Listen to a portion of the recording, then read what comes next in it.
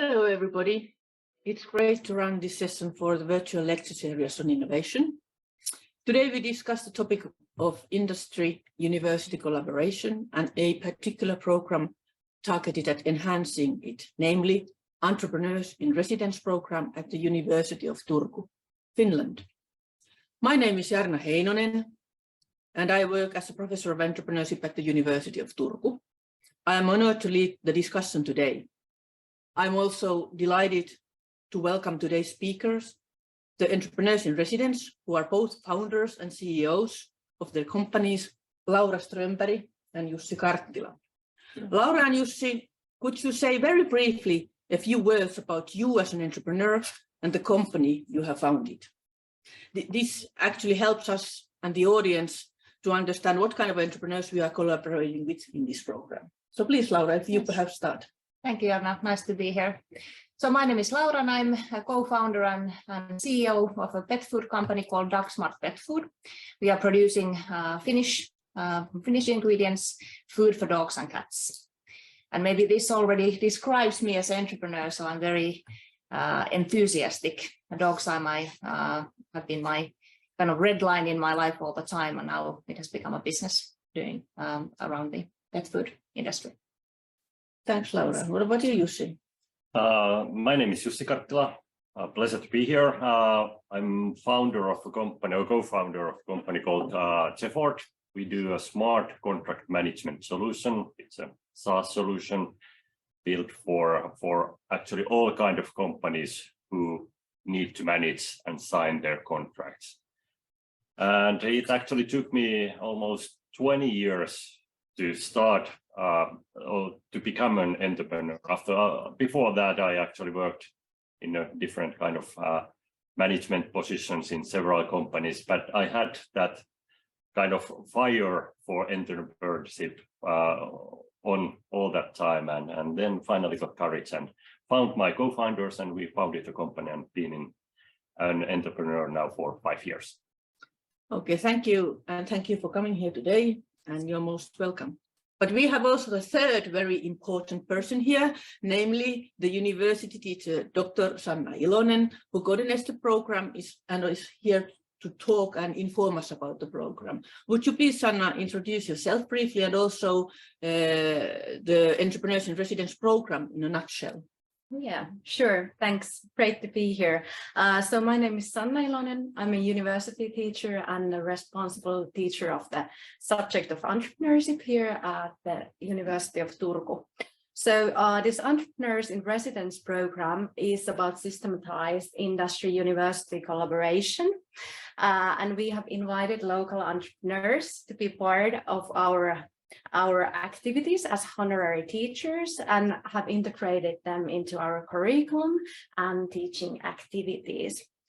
This model is contract-based and it ensures long-term collaboration. The position is unpaid and based on voluntary work of these great entrepreneurs. Okay, thanks.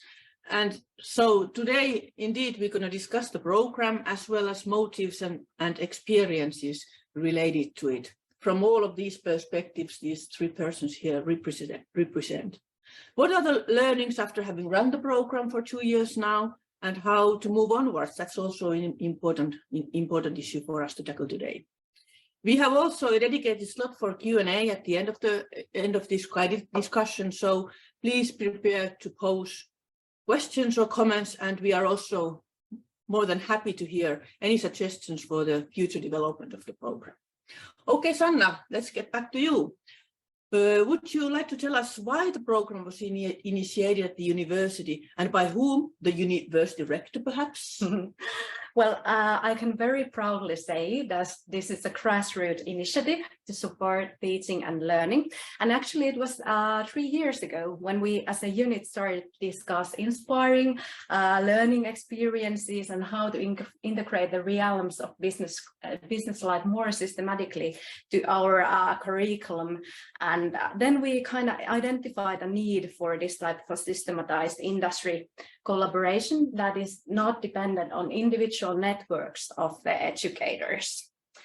And then one of our unit members remembered that there is this type of models existing in the world, and he brought up an entrepreneurs in residence program he had heard during his research visit in Lancaster University. And then after that, we started to benchmark existing models, particularly this one in the Lancaster University. And that was introduced by us, by Dr. Alan Cruz, one of the members of Lancaster University. And then we started to recruit entrepreneurs to this program. And it was autumn 2020 when we launched this program. Okay. Laura, obviously, as you are now one entrepreneur in residence, so obviously you were asked to become one. Mm-hmm. So why did you decide to accept the invitation, or how actually it all came true? Actually, 2 years already, as you said. Yes, time flies.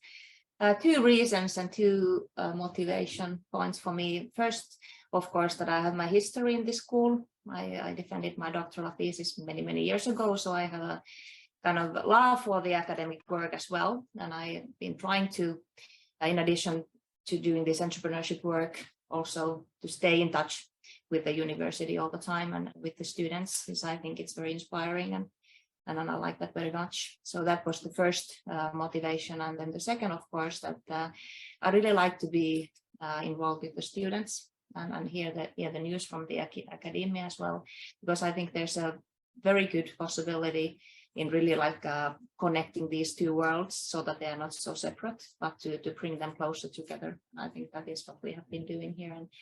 And those were the basics behind the decision in coming and joining the program. So it seems that you are a living example of a scientist who can also start an entrepreneur. And not particularly perhaps from the area you've been researching, but something totally different. Yes, but I'm researching growth companies as well, but now my company is in a different kind of environment and different kind of business, but still some similarities as well. Great. Yeah. So what about you, Jussi? What were your motivations to enter the program? Actually, I didn't hesitate at all. I actually felt honored to be in when I was asked to join this. So I see this as a privilege to be part of this program. Perhaps my motivation comes from 3 different sides.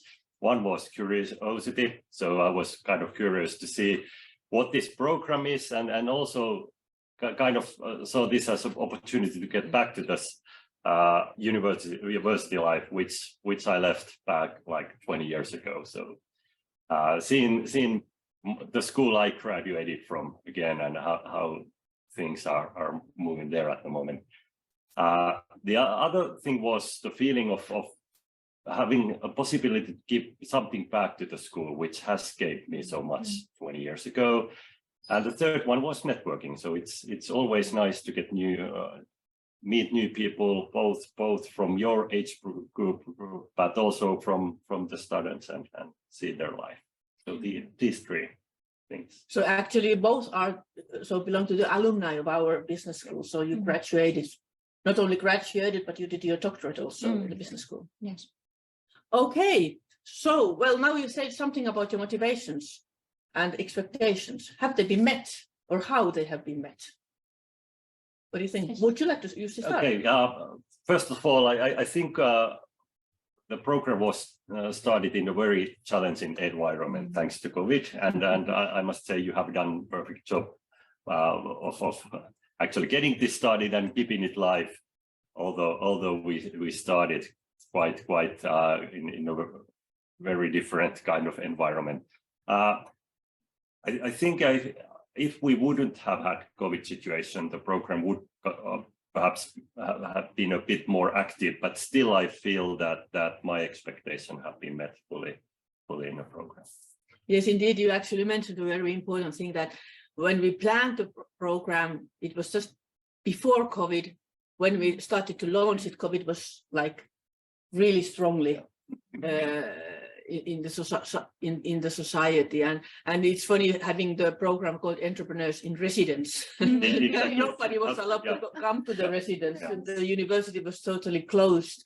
So in that sense, we've really done activities online during the more or less first, if not even the second year. What about your expectations, Laura? Yeah, same as Jussi. That the environment has been very challenging, and of course, thanks to you, we've been able to bring everything to have it in like in Zoom or Google Meets or Teams and having it that way. So that has been still possible, even though we have not been here. But of course, kind of the closer connection with the students and with you here has been maybe suffering a little bit of the COVID. But otherwise, everything's been very interesting. And I think what we've been saying, of course, also to the development issues, I think you listen very carefully and you take it from there and you develop program all the time. And I think also today we are probably going to discuss those issues that we can still develop during the coming years. But so far, I'm very, very happy. Okay, you said you're very happy. Can you give a very concrete example of your most rewarding experience during these 2 years you've been working as an entrepreneur in residence? Very concrete one. You can give of course many, but at least one. Yes.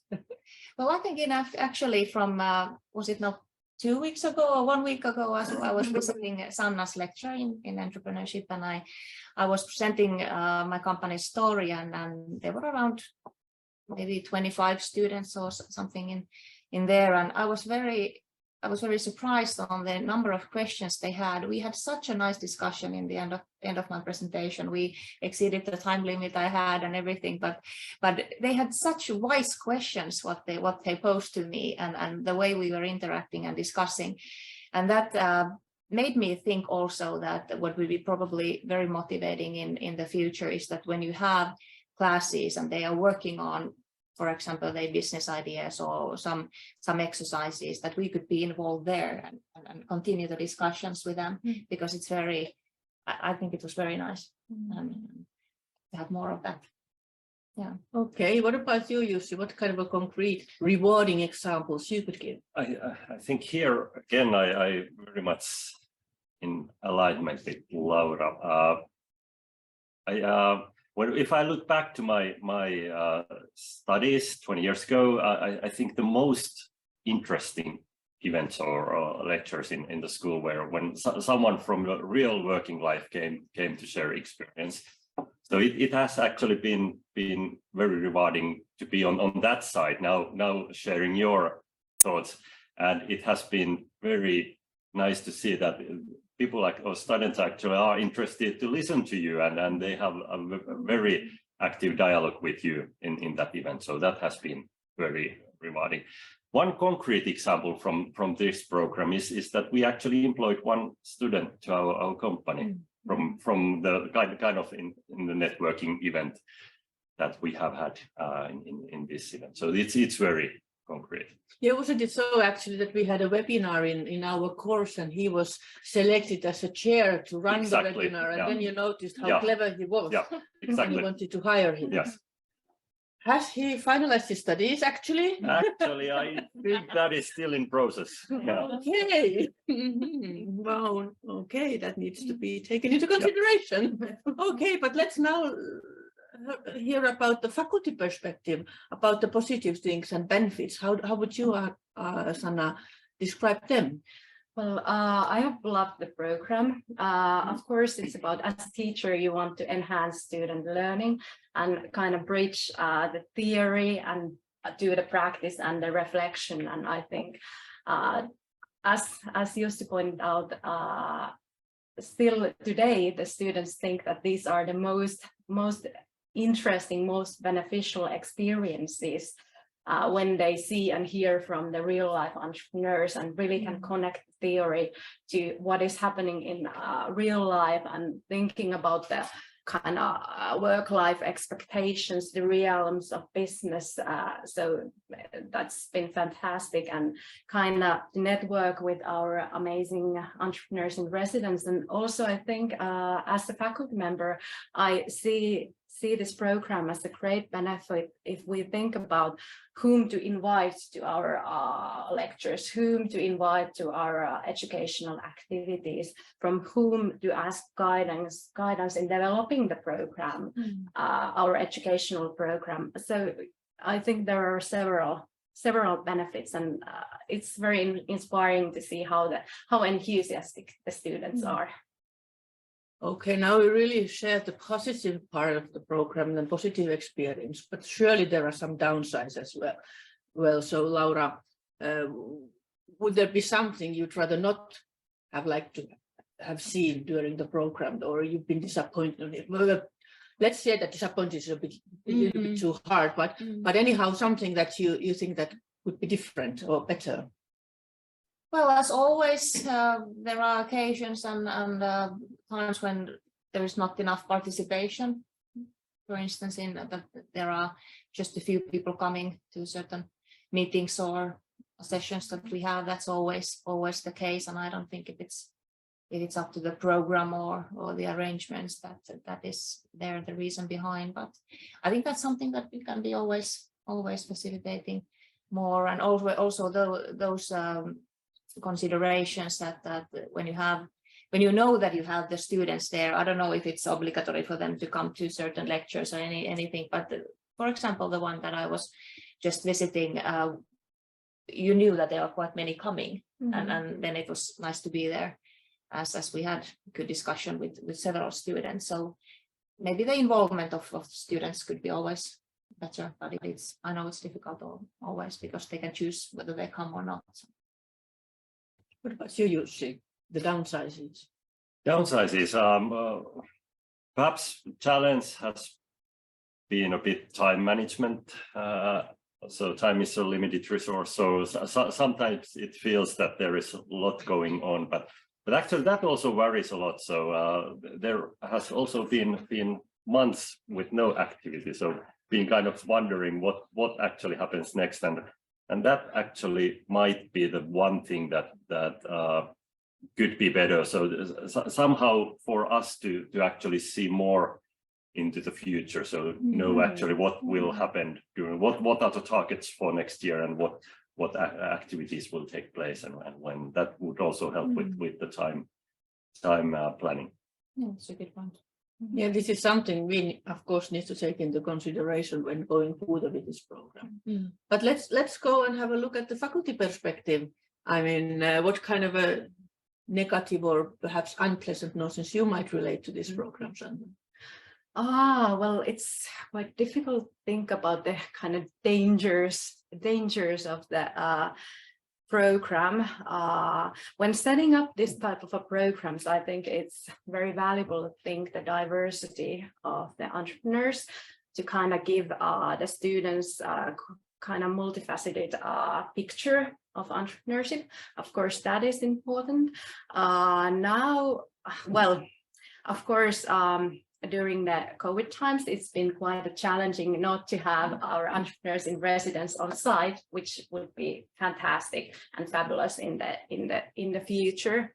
And of course, the coordination always is something. Now we have 3 entrepreneurs in residence, so it's somewhat quite manageable, even though of course we are learning all the time how to make things better, but it's still like it's still something that you can manage. But if the program would be wider, then there should be some kind of a more coordination, more admin work related to that.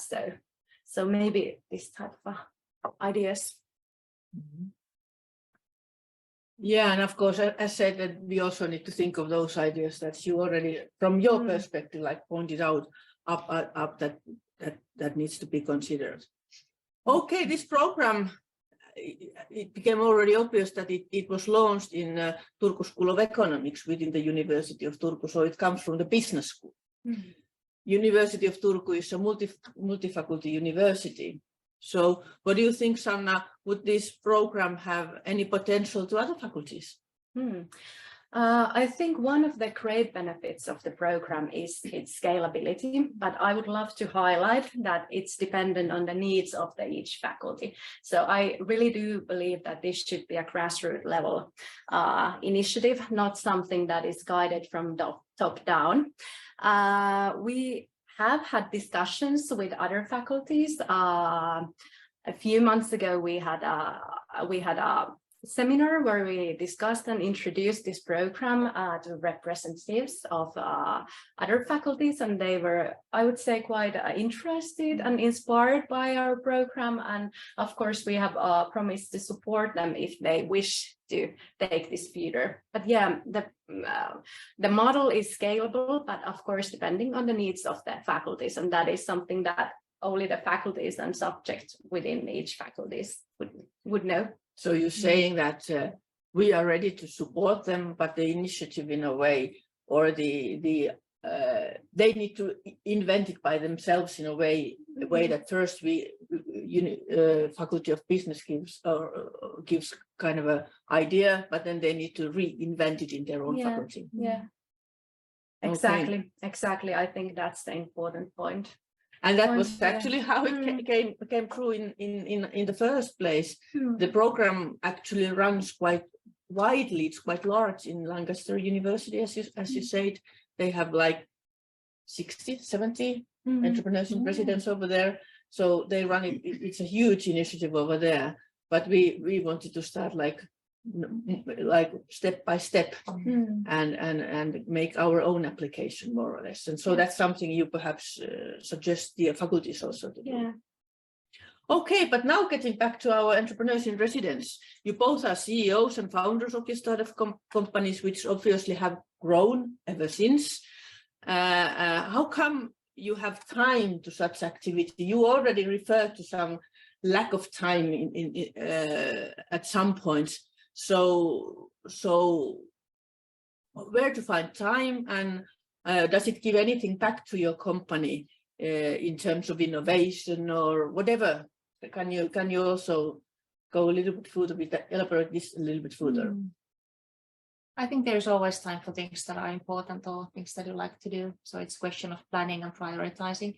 But getting back to what Jussi said, I agree that we have our calendars full for long time, so it's always good if we have as early as possible, we know the dates, so we can set the dates in the calendar, so then it's no problem to arrange the time. And these are quite short occasions all the time when you're here, so I don't see that as a problem when you're interested in it, so you have time for it. And one thing which I could probably enhance or do more next year is that I could involve the students more in my business, in a way that I've had a few projects in other universities, not here, that students have been participating in some kind of development project or doing the thesis work or something like that to my company. So that is probably something we can also increase the number of that kind of collaboration here. Since then we get the students and the lovely ideas to our companies, and they are the future consumers, and they tend to think a little bit differently on many things than we do. So that's why I think it's always important to listen to the future generations on their needs. We are in consumer business, pet food business, so that's very important to know what is that they appreciate to have product-wise in the future. Talking to dogs and cats. Yes. Yes. And the owners particularly likely. Particularly, yeah. The end user is another than that is, and then the person who decides on what they are buying. That's the special thing in my business. That's true. What about you, Jussi? First time thing, it's, as Laura said, it's the question of priorities. So of course you have time to things you want to do. And this definitely has a high priority in my calendar. So I always try to organize calendars in such a way that I'm able to attend. Concrete things, I really like the opportunity to actually get connection with the students of today. And if I think from our company perspective, I think the kind of a lowest hanging fruit for us would be to get get actually ideas from the students for marketing, because they everything, especially since we are in SaaS business, everything happens online, and actually the truth is that in many areas they are more professional in online activities than actually what we are in our company. So we actually could get fresh ideas from the students and how to do marketing online, perhaps in a different way, or utilize new channels. And that's something I wish to actually to get my act on it, and actually try to take that advantage from the students going forward. Okay, as said earlier, the program has now been run for roughly 2 years, and we've heard your experiences thereof. You a little bit also mentioned something about how to improve or develop it in the future. Can you go a little bit more in detail to these perspectives? So how would you change? How would you, or if you change, how would you develop the program for the future? Is it my turn to start? I would definitely love to see the Lancaster model also here, to have 57 other colleagues in the program. So it would be very nice to actually get new entrepreneurs or also in this team. So to get kind of a new angles. We have now been together with this group for that 2 years, and of course the companies behind us have remained the same. So new members would actually then bring new angles to discussions as well. Yeah, that's a very good idea. And then maybe, as I said before, to take us a little bit even more closer to the students. I don't know if you have in your courses arrangements that they would have ideas on their own companies or businesses, but if they don't, we can of course have a workshop that they would build ideas, and we could help them in actually like how to do it, and then answer their questions on what comes up when you go forward with the idea, and financing and marketing and consulting, whatever there now is. So I think that would be I would very much like to do that, help them to pursue their own companies and ideas. Kind of tutoring, mentoring support for Yes, the students. yeah, that kind of, yeah. Who are interested in starting up their businesses. Yes, good. That would be nice. How does it sound to you, Sanna, from the faculty perspective, these suggestions, and also what other ideas you might have been discussing in the unit? Yeah, sounds really good. I second Jussi very much here. So we have started kind of with our local entrepreneurs, but of course we could recruit national or international entrepreneurs here. So it would be fantastic to have this kind of a kind of bigger, wider network, and maybe the alumni network in the future. And perhaps we do have some more in Turku area as well. Yeah, not yeah, only this. but kind of strengthen the diversity there. And I mean, it would be really fantastic maybe to set up a joint course with entrepreneurs in the future. So maybe this type of thoughts I do have at the moment. Okay, but let us look at the future, for example, until 2025. That's not too far, but it's far enough so that we can get something different also done. The program is still alive. This program, after its startup phase, if we now call it kind of a startup phase, we've survived to Death Valley, so no problem, but but we are still going well. Actually, the program in 2025, the program is in good shape. Now you memorize back from the future. So what is your boldest vision? How does the program look like then? I mean, your boldest possible vision. Growing, as we discussed, so that they would be actually allowed the idea that there would be a kind of pool of entrepreneurs that would do things together. So that would probably be it. And I think when we recruit more people into this, then that also helps it to develop as it is in a way naturally when we would have more innovative entrepreneurs involved, but to expand it, definitely. Yes. Okay. And 25, the program will also have these fixed events in yearly calendar, and the most weighted one being the big kind of a party get together that we organize in the campus area. But having a fixed calendar with specific fixed events that will happen yearly each year, which everyone is eagerly waiting for. And Sanna. This sounds good. Maybe 10 to 15 entrepreneurs, more systematized, even more systematized collaboration. These fixed events sounds good. Maybe, hopefully, even a national collaboration with different universities and kind of how to expand this program to different universities if this is something that they would like to take on. This is my wish. So it seems that we have two entrepreneurs here who have been running a growth company. They obviously want to see the growth taking place over here as well, and that's great. That's something we need to really highlight in the future. We need to find more good entrepreneurs in residence like you, and of course we also turn into you when searching for one here locally, but also nationally perhaps, and why not also with international outreach. Also, we do acknowledge that both of your company are doing exports as well. Am I right? Why not yet? Not yet. Yes. Not yet. That's the important note in your piece. Yeah, that's what I thought. So growing, perhaps bit more than local outreach, national, perhaps even international outreach in a way or in another. More systematized, more like something that you really expect also the students, both the students and the faculty and the entrepreneurs, that you can fix into your calendar and really like it's like a Christmas festivities in the business school.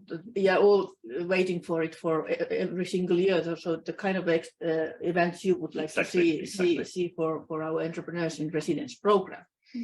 Okay, I think this is now more like end of the guided discussion. I thank you very much from this guided discussion. Now we turn on to questions and answers, so Q&A.